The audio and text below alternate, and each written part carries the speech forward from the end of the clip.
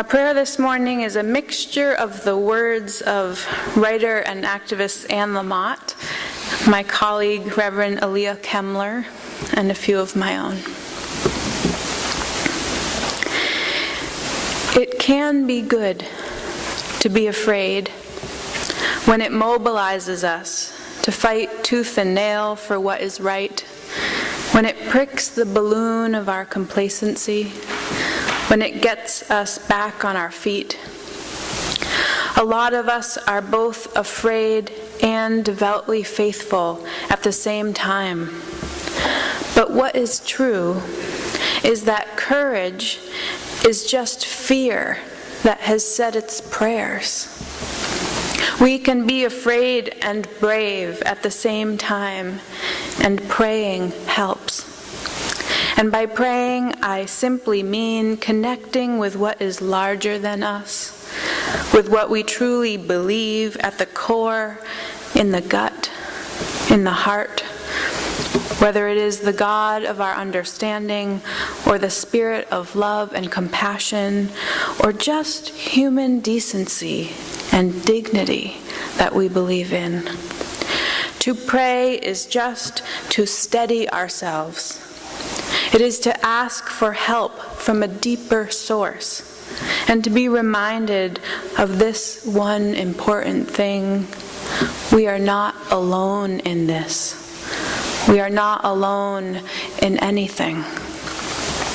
And so I invite you now into a time of silent prayer, each of us calling on that which we truly believe at our core, asking for that alchemy which turns fear into courage, asking for a deeper assurance that we are not alone. The reading this morning is called Fault Line by Robbie Walsh.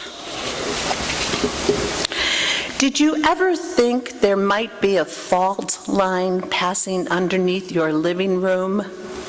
A place in which your life is lived in meeting and in separating, wondering and telling, unaware that just beneath you is the unseen seam of great plates that strain through time, and that your life, already spilling over the brim, could be invaded, sent off in a new direction, turned aside by forces you were warned about but never prepared for. Shelves could be spilled out, the level floor set at an angle, in some seconds shaking. You would have to take your losses, do whatever must be done next. When the great plates slip and the earth shivers and the flaw is seen to lie in what you trusted most, look not to more solidity, to weighty slabs of concrete poured, or strength of cantilevered beam to save the fractured order. Trust more the tensile strands of love that bend and stretch to hold you in the web of life that's often torn, but always healing. There's your strength. The shifting plates, the rest of earth, your room, your precious life, they all proceed from love, the ground on which we walk together. Juan Romero died this week. I don't know if you remember who that is. In 1968, Romero was the hotel busboy who cradled Robert Kennedy in his arms when he was shot at the Ambassador Hotel. Romero, an immigrant from Mexico, had met Kennedy the night before when he had delivered room service to him. And just a moment before he was shot, Kennedy, recognizing Romero, paused to shake his hand. Romero was 17 years old when that happened, and it changed his life forever. He spoke to StoryCorps earlier this year and recounted the events of that night. I kneeled down to him and I could see his lips moving, so I put my ear next to his lips and I heard him say, "Is everybody okay?" I said, "Yes, everybody's okay." I put my hand between the cold concrete and his head just to make him comfortable. I could feel a steady stream of blood coming through my fingers. I remember I had a rosary in my shirt pocket, and I took it out, thinking that he would need it a lot more than me. I wrapped it around his right hand, and then they wheeled him away. The photo of that moment, light illuminating the fallen senator's face, the young man crouched at his side, locked Romero into the public memory of the assassination. And it left him with an uncomfortable legacy. Letters addressed to the busboy began arriving at the Ambassador Hotel, including a couple of angry ones. One of them even went as far as to say that if he hadn't stopped to shake your hand, the senator would have been alive. So I should be ashamed of myself for being so selfish, he told StoryCorps. He said it had been a long 50 years. Los Angeles Times columnist Steve Lopez met with Romero a number of times over the years. Romero lived near San Jose and worked paving roads and driveways. Romero told Lopez that he wasn't perfect, but had tried to work hard and live according to the values that Kennedy had advocated. Maybe I don't have the tools to become a politician and change the laws, Romero said, but maybe I can help everyone understand there were people who tried to correct injustice. He told Lopez in 2015 that after many years of trying not to look at the photos of that night, he was finally able to face them once more. I saw a person in need, he wrote, and another person trying to help him. Romero traveled to Arlington National Cemetery in 2010 to visit Kennedy's grave. I felt like I needed to ask Kennedy to forgive me for not being able to stop those bullets from harming him, he told StoryCorps. He bought his first ever suit before the visit. When I wore that suit and I stood in front of his grave, I felt a little bit like that first day I met him. I felt important. I felt American. And I felt good. Did you ever think there might be a fault line passing underneath your living room?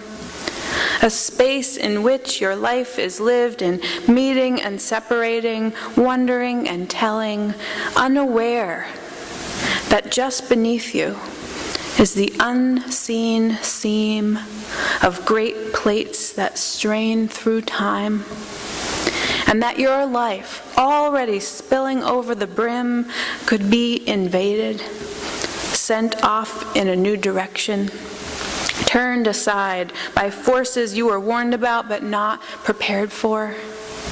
Shelves could be spilled out, the level floor set at an angle and some seconds shaking. you would have to take your losses, do whatever must be done next. Though perhaps we do not have a story as dramatic and public as Juan Romero, each of us have experienced those moments when the plates under us have shifted and our lives have been altered forever. When it has been left to us to assess our losses and do what must be done to move on. But it is not as simple as it sounds, moving on, especially with trauma. There are memories that are stored in our bodies that resurface unbidden. There is an unfathomably long timetable for healing. And there are misguided and even malicious people who interfere with our healing, sending letters saying that things were our fault, or responding to our trauma by telling us that it did not happen, or that we are not believable. Recovering and moving forward after a fault line has shifted in our lives is more difficult than regular change. And we know how much we love change to begin with.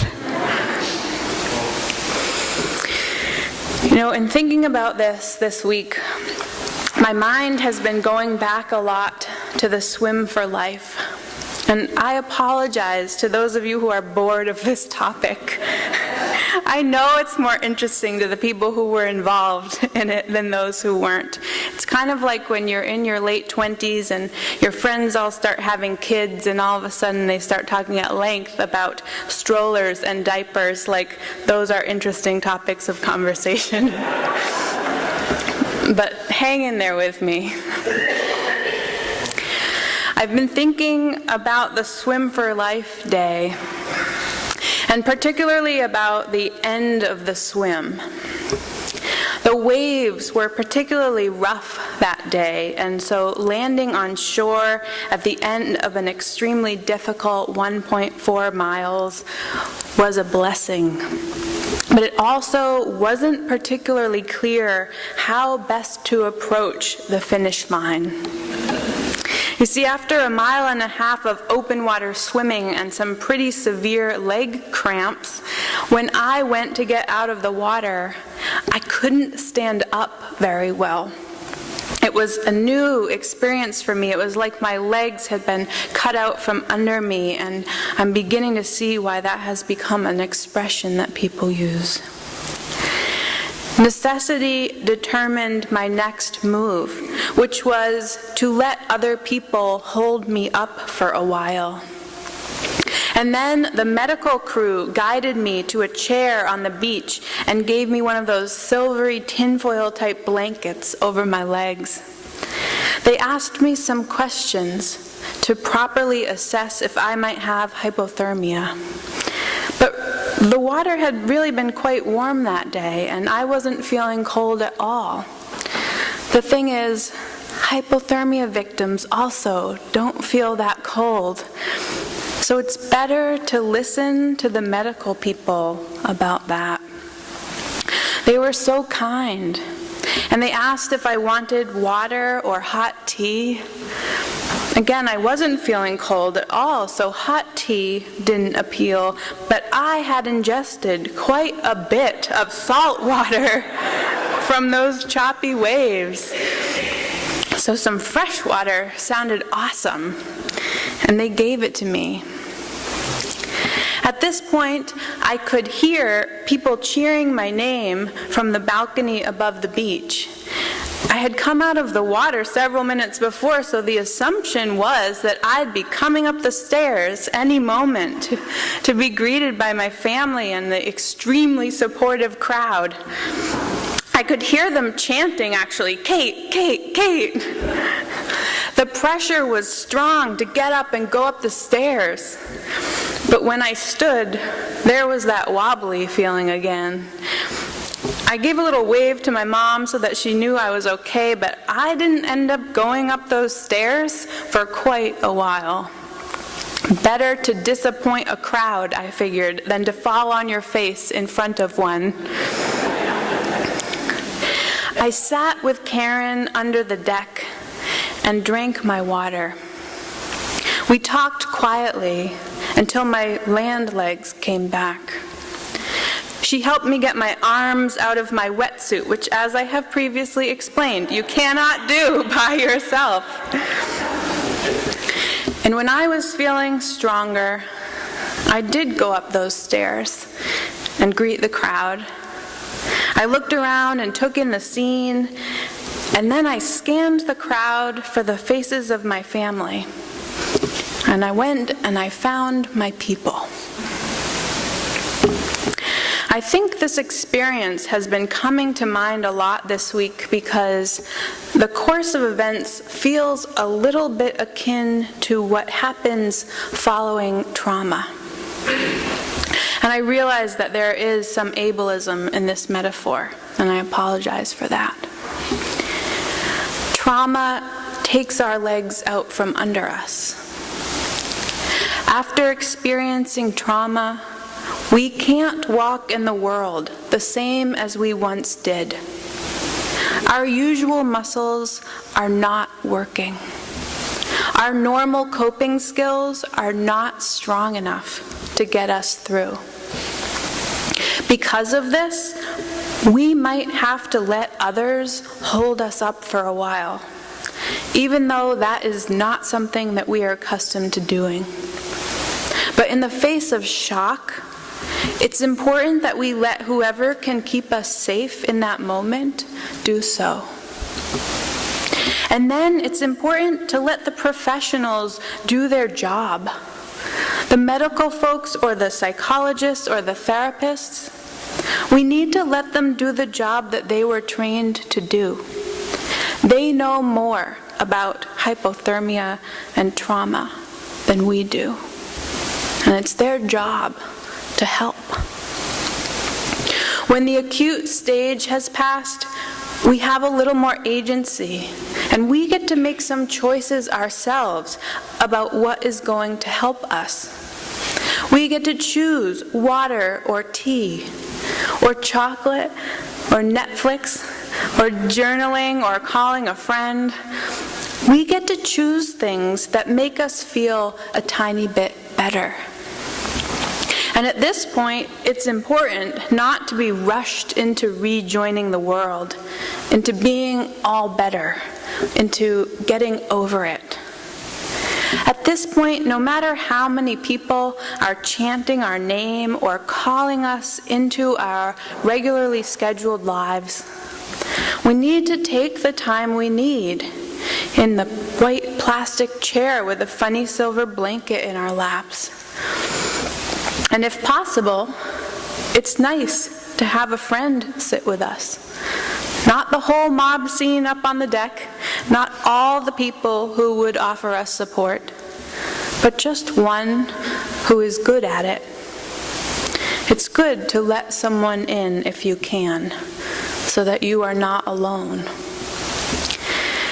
At this point, too, you try not to choose the things that will not help you, even if you are offered them. You try not to choose tea if what you need is water. You try not to choose alcohol, or overeating, or isolating, or lashing out. Things that will make you feel better for a second, but in the end, worse. You take your time to get your legs back, and then only when you're feeling ready do you climb the stairs back into society. And once there, you scan the crowd, and you look for your people, the ones you know are there for you. I chose this morning's topic and the reading for this morning over a month ago. I was at that time thinking of the everyday things that sometimes unglue our lives. Divorce, illness, the death of loved ones, the end of a cherished friendship. I could not have predicted at that time that in Indonesia this week there would be an earthquake and tsunami that killed more than 1,000 people. And then, to make matters worse, a volcano erupting as well. That the earth herself would be in upheaval, changing so many lives forever. Neither could I have predicted the fault line that has ruptured in this country. That the shelves of so many women's experiences would be spilled out for all of us to contend with. That the weighty slabs of justice would prove so undependable. In this moment, I am finding that it is not justice which has the power to save the fractured order. It is more the tensile strands of love that bend and stretch. And they are being stretched, aren't they? Friendships are being stretched, families are being stretched, communities and political parties are being tested by the great rifts occurring before our eyes. And I am reminded of the quote that I shared 2 years ago with you, which said, "Things are not getting worse. They are just getting uncovered. We must hold each other tight and continue to pull back the veil." I didn't know it then, but I now know that those beautiful and wise words are attributed to Adrienne Marie Brown, a Black feminist author and women's rights activist. I took solace this week in Brown's words and in her voice as I listened to her podcast, How to Survive the End of the World. In the wake of last week's hearing, she wrote, "I believe it is a victory that the attention of the nation was on the hearing, and that this brilliant woman stood in her dignity and told the truth. Now everyone has to face it. Those who listen to the testimony may not be transformed by Dr. Ford's dignity, but the landscape of this long war is changed by her advance, by this battle. The Me Too movement is opening up the closets of this country. When Dr. Ford tells her truth in her dignity, she is flanked by millions of survivors finding our voices. We shake and we cry and we rage and we battle through the day. We cast binding spells. We tell our stories again and for the first time. We are not passive observers, Brown says. We are survivors who have learned and are learning to alchemize our pain into futures that don't hurt our children's children. Our stories are our slingshots, and we are moving forward, and none of us move alone. We are growing from Me Too to We Too, and we hold each other up on days like this. I believe this is an apocalypse, Brown says, an end of a certain way of being in the world, and the beginning of something new. Take care of yourselves, she says. Take baths. Take your vitamins. Drink a lot of water. Replenish those places where the tears are coming from. Tell your story, or choose to let your story sit with you. Turn to your body workers and your healers. Make sure you are getting the support you need. You don't have to be quiet anymore.